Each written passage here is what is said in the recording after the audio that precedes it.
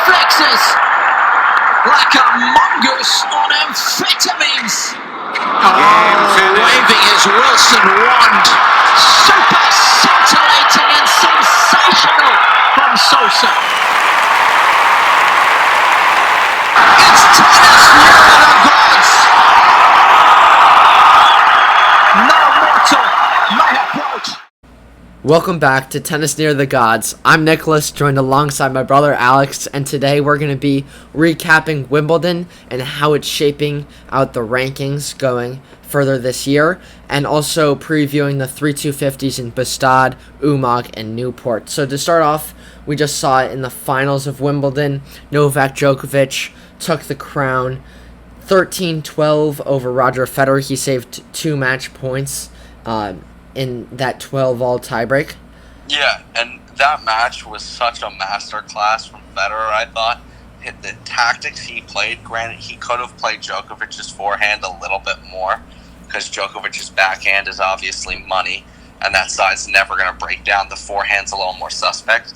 But the variety in which Federer played, changing paces, changing the way he played, whether he was coming forward, the different slices he used in that match, was incredible to see, because he really... And I thought he was in control. I felt like Djokovic has the higher level. Djokovic is the better player, in my opinion. Completely agree with you there. Federer really needed to up his game tactically, and he gave himself a chance to win. And even during the match, I'm thinking to myself, Federer is playing at a supreme level, and I don't think Djokovic is playing out of his mind. I think Djokovic by far played better tennis, and I'm sure Fed has played better tennis, but that was a higher level of Fed's maximum than it was of Djokovic. And I was shocked how Federer was kept on being able to turn it around after dropping that first set tiebreak and then dropping the third set tiebreak. The way he competed and just made Djokovic uncomfortable with the short slices, with the deep slices, short slice of the forehand, then deep slice backhand, deep short slice of the backhand. And I felt like it kept Djokovic a bit off balance and a bit uneasy in that sense. Well, but the thing is you're watching it and you're going, how is Djokovic not missing and how is he not being overwhelmed? Because Fed was looking to tee off after those short slices, and the variety against any other player, he is going to have a field day against them. But Djokovic handled it so well, stayed so composed. I was so impressed by that. Because I didn't think, like in a match like that, Djokovic is not going to play to his best ability. No, not at all. His best ability is when someone's trying to punch the holes through them and there's a consistent rhythm. Yeah, exactly. Federer was not looking to give that to him. And Djokovic said in his press conference after the match how that was the most mentally demanding match he's ever played.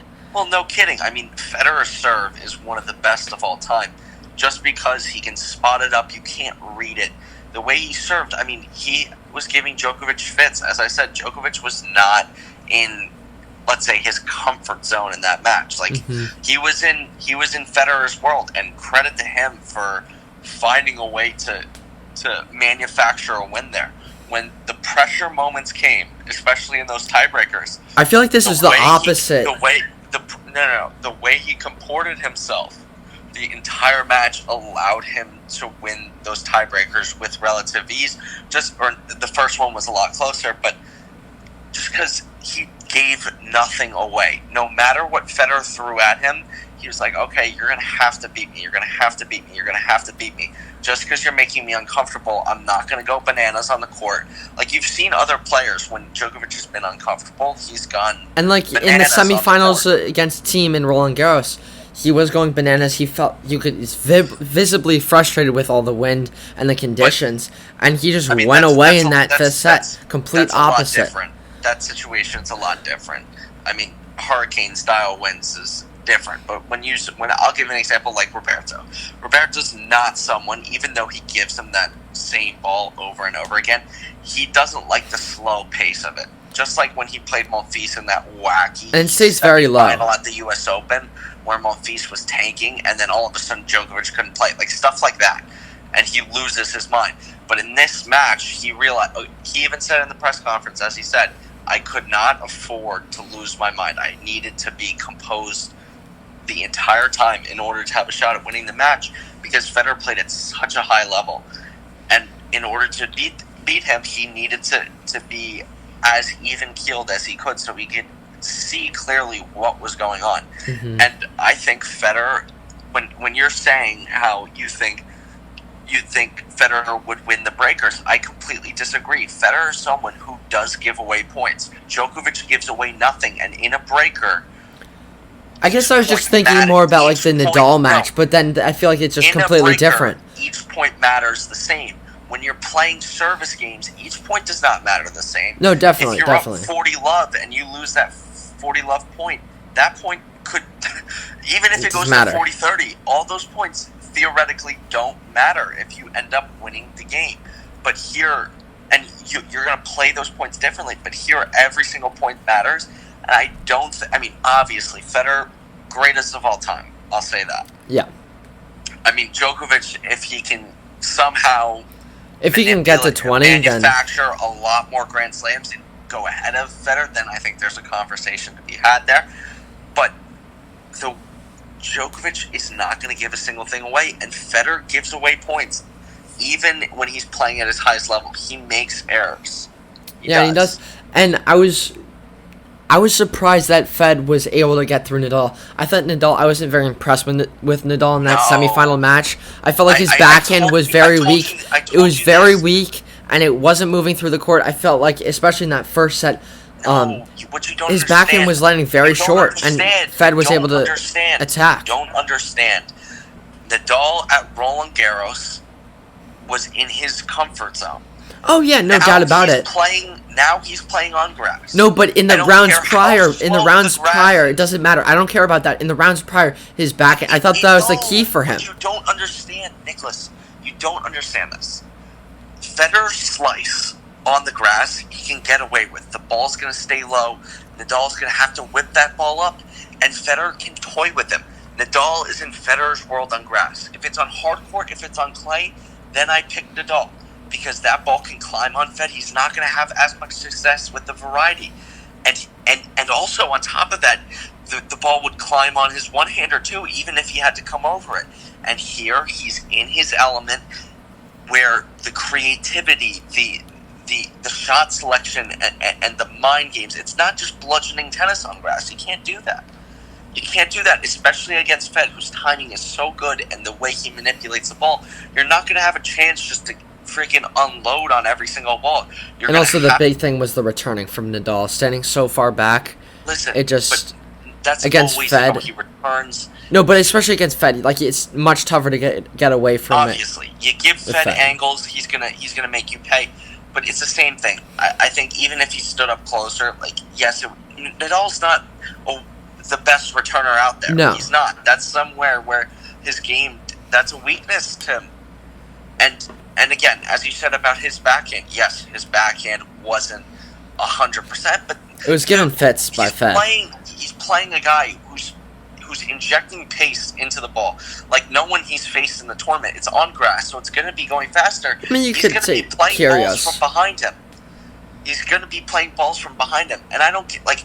Kyrgios and Query, big players. To hit his backhand the best he's ever hit it? No, he's not playing on clay. He's not playing on hard court. No, I was just still expecting him better. I was expecting a higher level from him. Listen, it was a high level. I don't care what you say about it. It was a high level.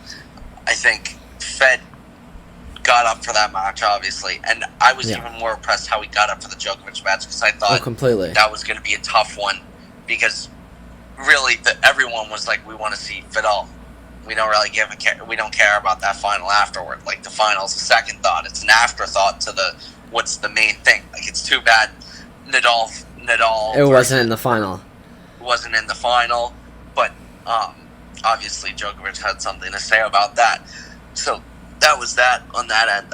That's what I saw. And then you saw Roberto Bautista Agut reach the semifinals for the first time at the Grand Slam level.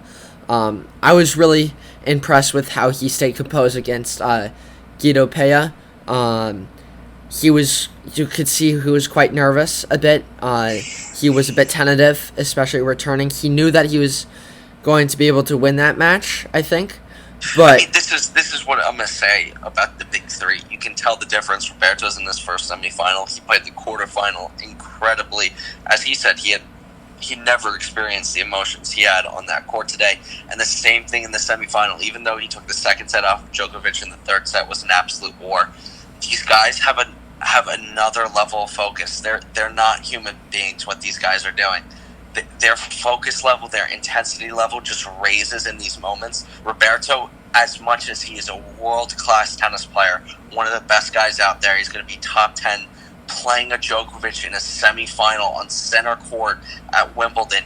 That is something that almost anyone cannot comprehend. What is going through your mind? What is going through your body?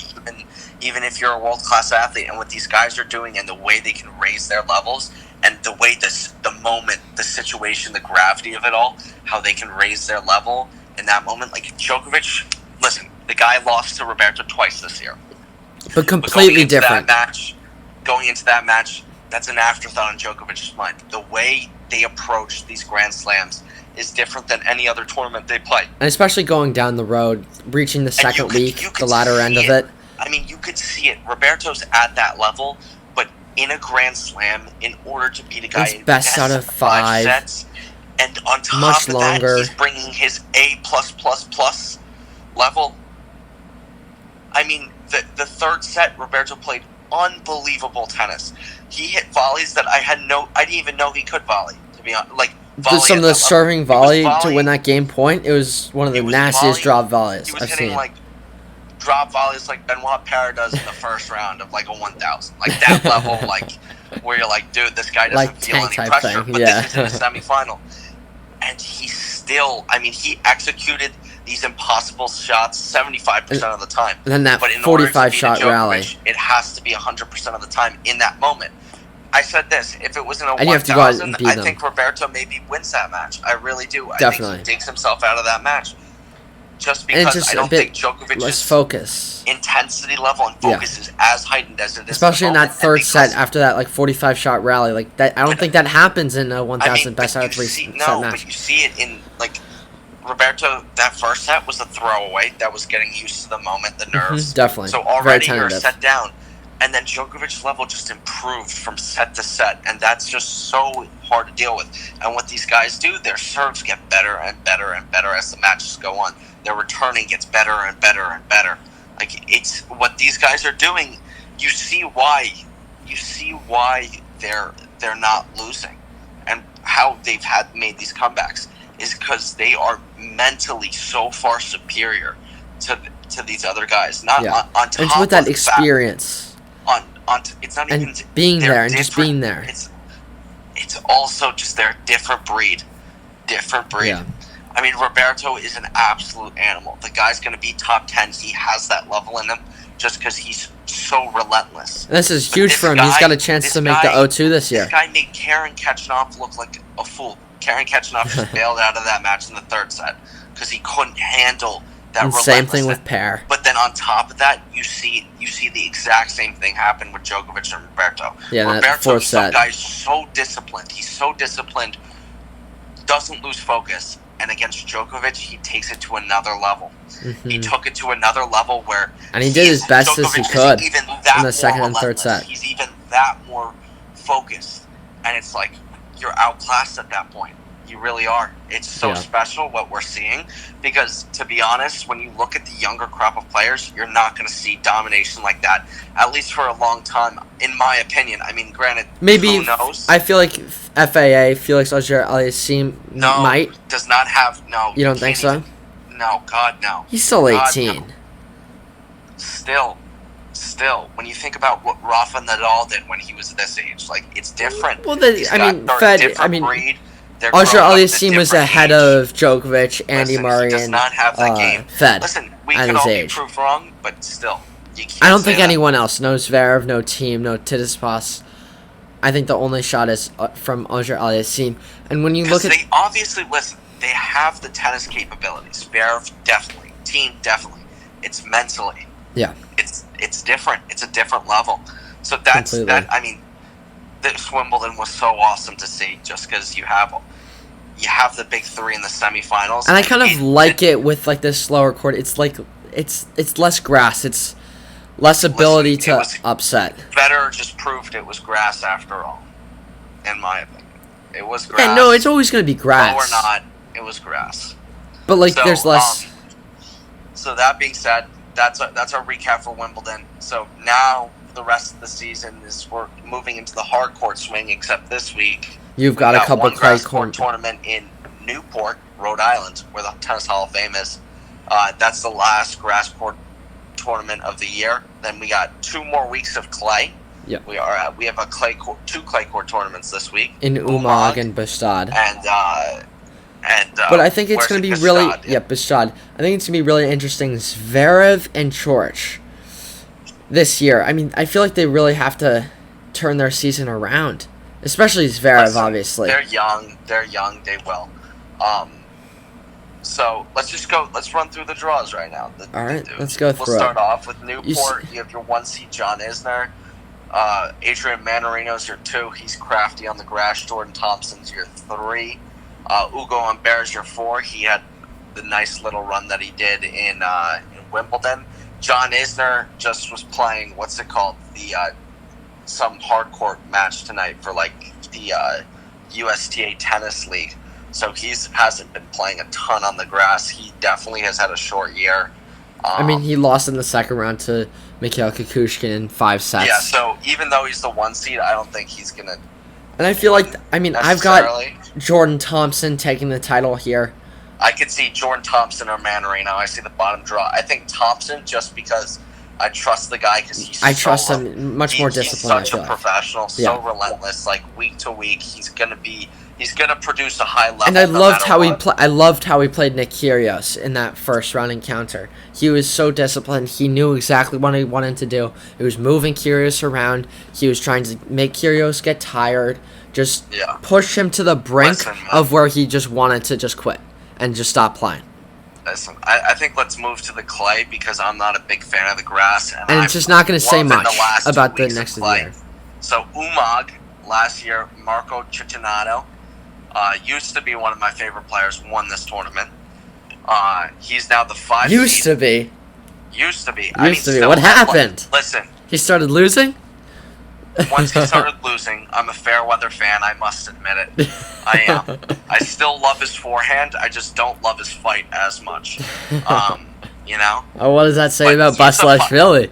He's the 5 seed. Basilashvili, listen, my love for him is waning too. So, he's got to produce some results. So does Cecchinato. Yeah. So but this tournament, you got Fognini as the 1 seed. Fognini as the 1. George is your 2. Listen, I'm going to go out on a limb. I kind of got like Filip Krajinovic taking this title. I like what Krajinovic has been doing. Filip Krajinovic on the clay, I don't think so. Come on. He played a really close 4-set. What do you mean by creative? He won Heilbronn. As I said, I'm gonna go out on a limb. He finaled Budapest. What are you talking about? Like, come on, be creative. I'm gonna go out on a limb. This is gonna test my. This is testing. Are you gonna say like Yannick Sinner? This is going to test my loyalty to Cecchinato. Oh no, please don't. No, why? I'm taking it. Every single time you take someone who you like, they lose first round. He's gonna lose to Bende. That Umag clay is nice and soft. He can take all the time in his world for that forehand. His drop shots, don't even get me started about his drop shots. Oh, they're please. Like sent from heaven. Those things drop and sink into the clay. They barely bounce. Come on. The guy has feel that no mortal may have. More so than Benoit Paire. I mean, you're making him out to be like a Grand Slam champion, all right? Listen, the problem is he takes such a big cut on his swings that, listen, he'll start to swing on the hard courts and the ball's by him. And grass, he doesn't even start preparing and the ball's by him. So, listen, he's at home. He's got to defend. He knows that. Otherwise, he's dropping even further. Yeah. We may not even see him again. He'll be on the challenger circuit. like Juan Ignacio Londero just Oh, playing clay jeez. tournaments till he can raise his ranking high enough Yeah. to get back in the ATP World Tour. But I'm taking Cecchinato, whether it's smart or not. Yeah, well, I've got, as I said, Filip Krajinovic. He's done exceptionally well on clay this year. He won a Challenger, finaled Budapest after qualifying, so he's found a lot of success on clay. He I also love reached the Krajinovic. round of His 32 backhand is- in Roland Garros. His backhand is absolutely incredible. His He backhand played is a best really close throw. match against Tsitsipas. He pushed him to 4 sets. High-quality match. Yeah, I mean, listen, this tournament is stacked with great clay quarters. You have Jerry, who won Rio. Yep. George, I mean, the guy fights so hard, so he's obviously good. You have Dusan Lajovic as your 4 seed, who finaled Monte Carlo. Yeah. And Fonini loves the clay. He won Monte Carlo, so... I mean, I love Umag. I love the tennis it produces. Such a good tournament. So, yeah, Cecchinato. Then you have Bastad in Sweden. Christian Garen's your 1. Christian Garen Garen's loves the the one. clay. That guy wishes He's going to clay, lip for the that entire guy year. wishes there was only tournaments on clay. Yeah. I mean, there's a bunch of guys who are like that. Christian Garen, he's one of them. Yep. And then you see Fernando Verdasco as the 2 seed. Nandy. You haven't seen him being seeded in a while, I feel like. Dude, he was seeded in Harding, but he played a bunch of tournaments. Like, he's seeded. No, I And mean, like... You know So, what I mean. I don't know what you're saying there. But and Cuevas is your 3. Talk about a clay quarter. Cuevas has the nicest kick in all of the land. Yeah, but I feel like after that Rio, and maybe it was Sao Paulo, but he lost to Felix twice, I think, in a row. I feel like he started off the year so well, Having and then kind of Felix fell as, off like, a bit. this absolute stud, which he is, like, that's not a bad loss losing to Felix Auger-Aliassime. Yeah, no, that's true. Very true. Not at all. But with that being said, I take Christian Garen. Actually, I take Christian Garen, yeah. I take Christian Garen. I'm just going to go with Just- Garen just because I feel like he's the best Clay court player in this the tournament. Just I mean- as simple as that. If I was going by my favorite tennis players, I'd pick Pablo no. Cuevas. And you get everything I don't know. wrong. I don't know why I'm not picking him. I pick him to make the semis, lose to Christian Garen. I think Christian Garen's very disciplined, especially on the clay. Definitely. And he's not.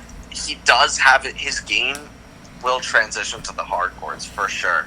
Hundo P. The guy is very disciplined, obviously, but his swing isn't like, I wouldn't say it's No, massive to the it's not point that where big. I'm It's worried about no, not how at all. it's- Yeah. Not at all. And his backhand is money. That thing is so good. He's got a very big game. I like him a lot. Big game. He It doesn't just have he's a big game. not a big game, but Like very 5'11". solid.